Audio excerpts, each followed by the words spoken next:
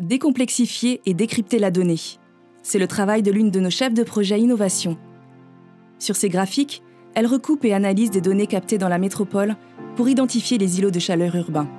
Grâce à toutes ces données collectées, à la fois par les capteurs, le terrain et les humains, et l'algorithmie, on a pu finalement préfigurer une boîte à outils relative au confort thermique urbain qui permet de faire à la fois du diagnostic et de l'aide à la décision, mais aussi du coup de la simulation.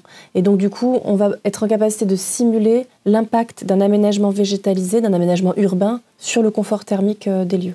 Donc cette boîte à outils qui repose sur les données qualifiées qu'on a collectées et qu'on a analysées, elle permet d'établir des diagnostics en fait du territoire.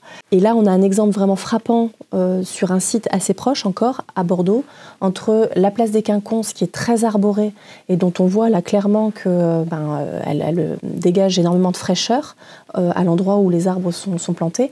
Et juste à côté, on a les allées de Tourny qui sont pourtant bordées d'arbres, et des arbres qui sont matures, qui sont là depuis longtemps et qui devraient normalement assurer ce rôle de rafraîchissement. Et là, on le voit très bien qu'ils ne le font pas.